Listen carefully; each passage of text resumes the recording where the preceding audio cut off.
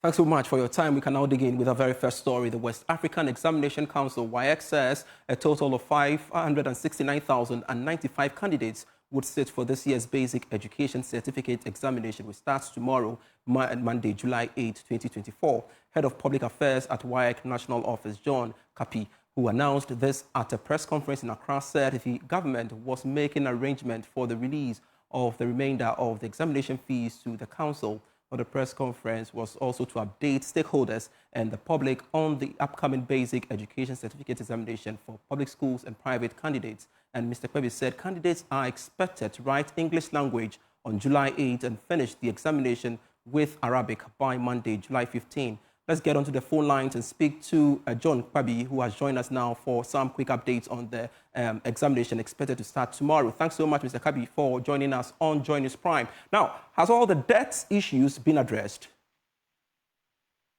Well, good evening, and thanks for having me. As we speak, we received some 55.8 million, and as I mentioned at the press briefing, arrangements are far advanced to release the rest Monday to us to be able to complete the process. So yes, I think that it's very good progress. And when you say arrangements are being made to offset the debt, when are we looking at? Well, it's a process. Earlier, if you recall, when we received the 47.125, I indicated that it was a warrant we had received, and we were going to process the gift at General. So it's not without respect, like giving pocket money to your son or your daughter. It's a process, and so as I said, the process is for the release of the funds to us. However, we know tomorrow is set for the BECE. How many students are we looking at participating? So on record, we have 569,095 candidates for the examination across the country. We also have made provision for every single candidate who is going to write the examination across the country. Have materials been transported yet? Certainly, we started transporting for stationery items.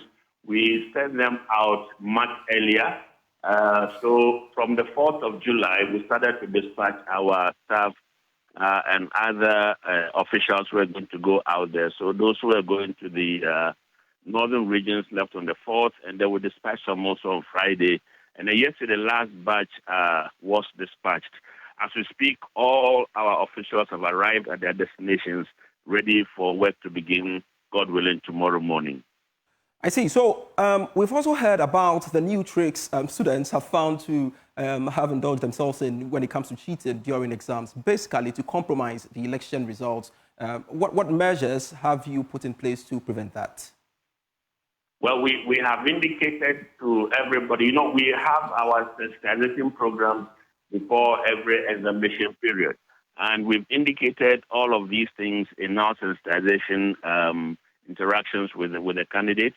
We have indicated that is of an offense and it's punishable.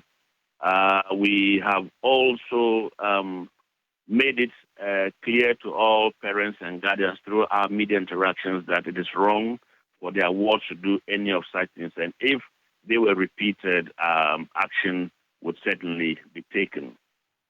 What message do you have for these students expected to partake in the exam? My message to our students is a simple one. They should go to the examination hall clear in their minds that they have prepared adequately and they are going to write whatever it is that we're taught in the classroom. We want everybody to be calm. The questions are within their range. They should not carry any foreign material with them, no mobile phone, no electronic communication device. They should ensure that they do independent work. They leave them to work. They should also be cautious when boarding vehicles and crossing the roads so that everybody is safe within the examination period. John Kapi, thanks so much for joining us here on JoyNews Room, speaking to us. There is the PRO of the West African Examination Council, WAEC, speaking to us ahead of tomorrow's BECE. Away from that, the Swame macro vicinity in the Ashanti region is in a state of shock and mourning after a gory accident claimed 4 lives, including 3 women and a man. And this, of course, the accident also left 11 others severely injured who are receiving treatment at the Tafo Government Hospital. Eyewitnesses say a Burkina-bound cargo truck collided with a Trotro minibus carrying 15 passengers on board. Here is a report by Clinton Yeboah.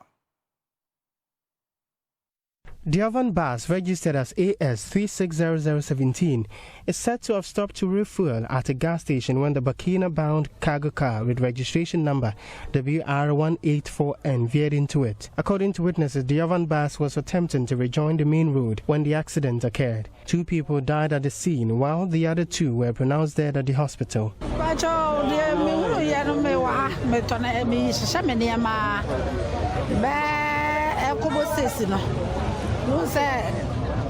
Kaya da hono mu ono ko bu diesel into what simono na ka kesi so I saw here at 6 a.m.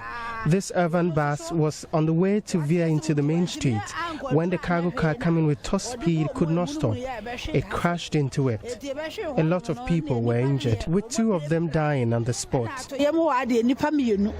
And the wushe can ascenti omufa every breakdown and umbepeja umudi enipano.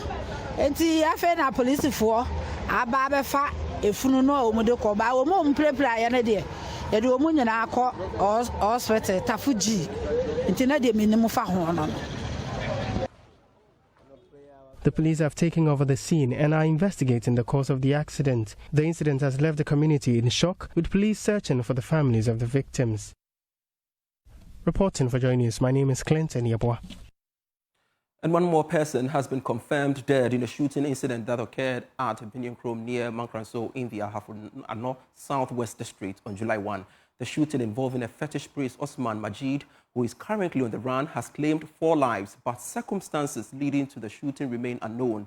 The police have arrested one Joshua, described as a person of interest in connection with the shooting incident, and another person suspected to be accomplice spotted ransacking the belongings of the suspect. Here's Clinton Yeboah with another report.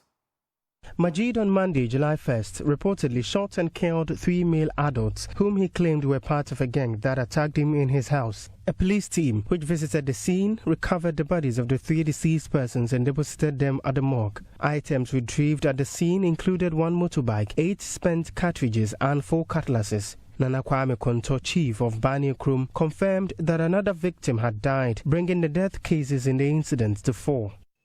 3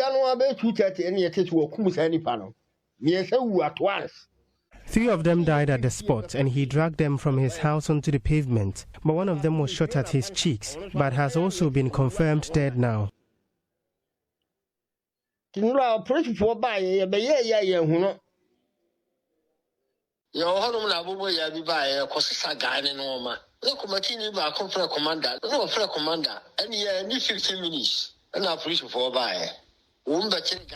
We spotted a tricycle packing Majid's belongings. We reported to the police, and he was apprehended.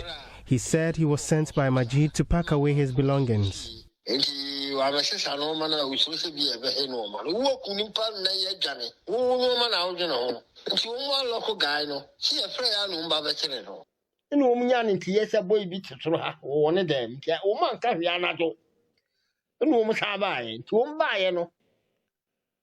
Acting on an intel, the police came to pick up 1 other, suspected to be harboring the suspect.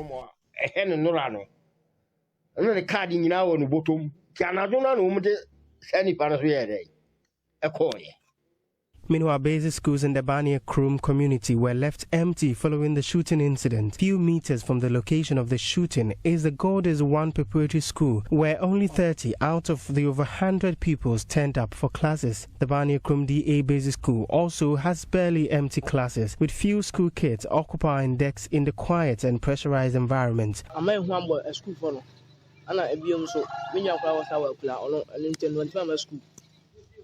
Fear has gripped us students. My brother couldn't come to school. Sadly, our teachers may not be aware. We are pleading for more security.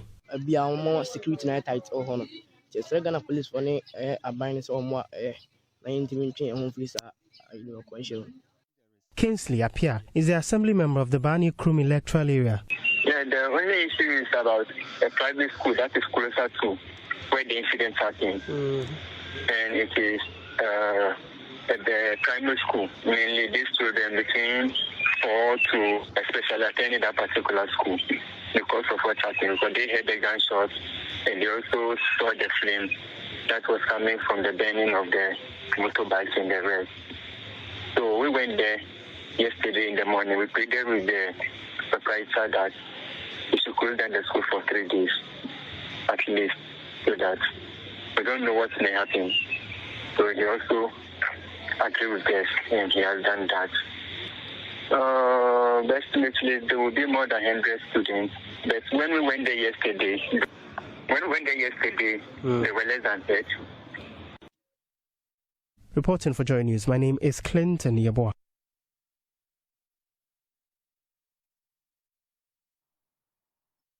Welcome back to JoyNews Prime. With me, Pius Kojo Baka. Rotary clubs in Ghana have renewed their commitment to improve the livelihoods of needy individuals and communities. At the Rotary District 9104 handing over ceremony, outgoing Governor David Osei Amankwa Jr. celebrated past successes, while new Governor Florence Christiana Mame Hagan called for continued action. Michael Ashale has more.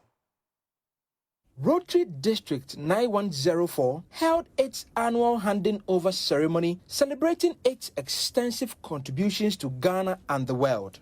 Rotary Ghana has championed over 1,000 projects focused on promoting peace, fighting disease, and providing clean water.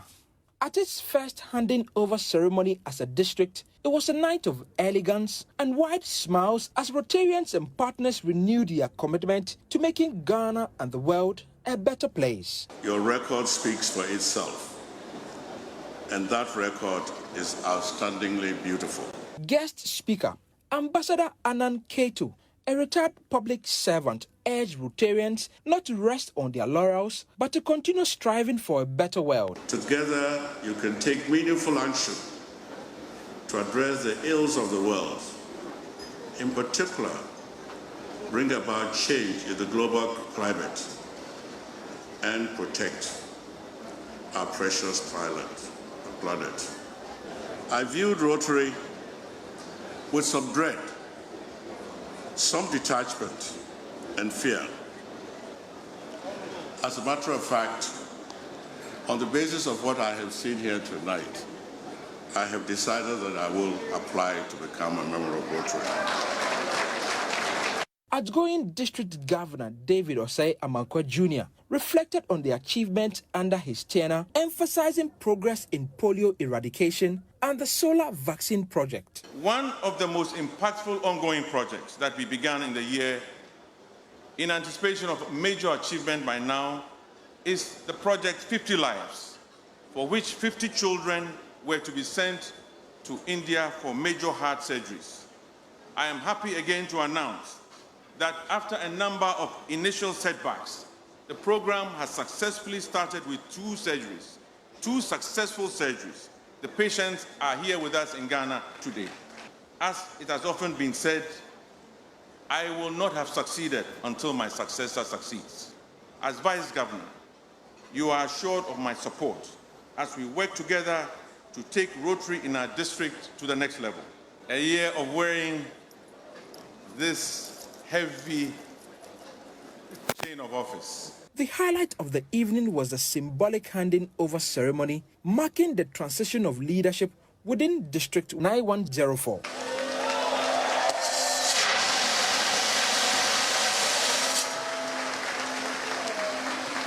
Freshly minted District Governor Florence Christiana Mame Hagan, the managing partner of Hagan Law Company and a Rotarian since 1999, will lead the district under the theme, The Magic of Rotary.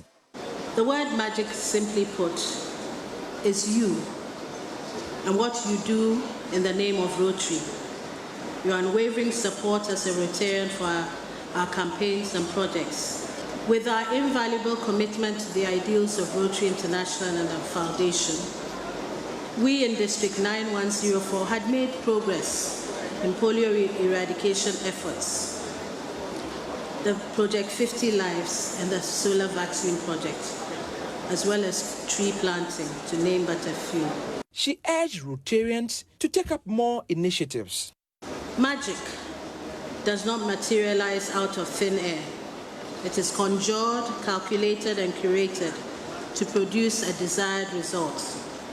The lives we change, the smiles we create, this is the true magic of Rotary. If there's any one takeaway from this address, let it be this: you create the magic of Rotary. Let us therefore make Rotary irresistible for both Rotarians and those we serve. Rotarians left with renewed vigor and a shared vision to continue their impactful work. With a new district governor at the helm of affairs, District 9104 says they are now ready to create hope with the magic of Rotary. For Joy News, Michael Ashali.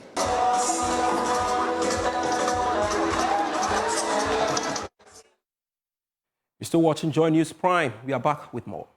Still watching Joy News Prime. Now, as part of this engagement with various stakeholders, the flag bearer of the NDC, John Dramani Mahama, will this evening be holding a national media encounter starting 8 p.m. here in Accra.